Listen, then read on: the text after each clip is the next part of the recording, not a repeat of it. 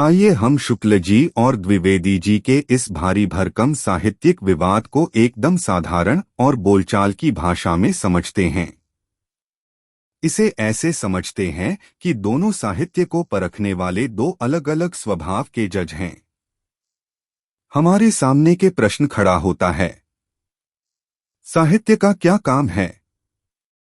इसको लेकर आचार्य रामचंद्र शुक्ल लोकमंगल की बात करते हैं, तो दूसरी तरफ आचार्य हजारी प्रसाद द्विवेदी मानवतावाद। आइए दोनों के मतों को आसान भाषा में समझे। आचार्य शुक्ल को हम एक सख्त हेडमास्टर की तरह समझ सकते और इनका मानना है कि साहित्य का काम समाज में अनुशासन, मर्यादा और अच्छे नियम, लोकमंगल लाना है। जो कविता समाज को सुधारे और कायदे में रखे वह अच्छी है। और वही आचार्य द्विवेदी एक समझदार दोस्त की तरह। इनका मानना है कि साहित्य का काम इंसान को दुखों, अंधविश्वासों और छोटी सोच से आजाद करना है, मानवतावाद। जो कविता इंसान का दर्द समझे और उसे समानता का एहसास कराए वह अच्छी है। अब हम इन दोनों आलोचकों के फेवरेट कवि कौन है, ये देखते हैं। आचार्य शुक्ल इनके हीरो तुलसीदास हैं, क्योंकि तुलसीदास जी समाज को जोड़ते हैं। राम जी के जरिए परिवार और समाज के नियम कानून मर्यादा सिखाते हैं। शुक्ल जी को बगावत से ज्यादा शांति और व्यवस्था पसंद है। आचार्य द्विवेदी इनके हीरो कबीरदास हैं, क्योंकि कबीर निडर हैं, वे समाज के पाखंड और छुआछूत पर सीधा हथौड़ा मारते हैं।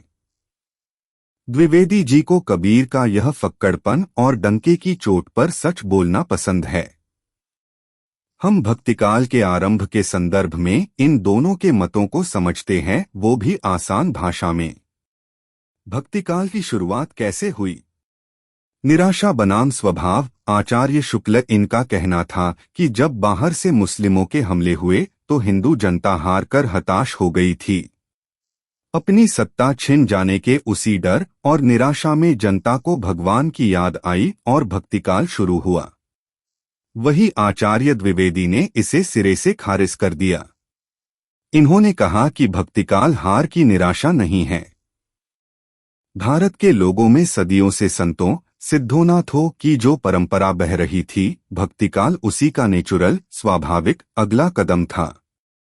अगर बाहर से हमले न भी होते तो भी भारत का साहित्य ऐसा ही होता। अब हम चौथी बात ये देखेंगे कि कविता को कसने की इन दोनों की क्या क्या कसौटी आ रही है। किताबी नियम बनाम गांव की मिट्टी। आचार्य शुक्ल ये कविता को कड़े व्याकरण, रस और शास्त्रीय किताबी अकादमिक नियमों पर तौलते हैं। आचार्य द्विवेदी ये कविता को गांव की चौपाल, लोकगीतों, मिथकों और आम गरीब जनता, लोक के विश्वासों के नजरिए से देखते हैं। अगर हम इन दोनों की बातों को एक लाइन में कहें तो शुक्ल जी साहित्य को दिमाग, नियम और समाज की मर्यादा के चश्मे से पढ़ते हैं, जबकि द्विवेदी जी उसे दिल, आम जनता और इंसानियत के चश्मे से पढ़ते हैं।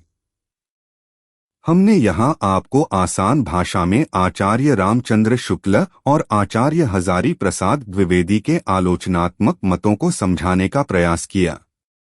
अगर आप लोगों को समझ आ गया हो तो अगला टॉपिक आप मुझे बताएं, हिंदी साहित्य में क्या समझना है, वो भी आसान भाषा में। साथ ही कोई गलती हो गई हो तो उसको क्षमा करे। अच्छा लगा हो तो चैनल को सब्सक्राइब करके मेरा हौसला बढ़ाएं। आप सभी का धन्यवाद।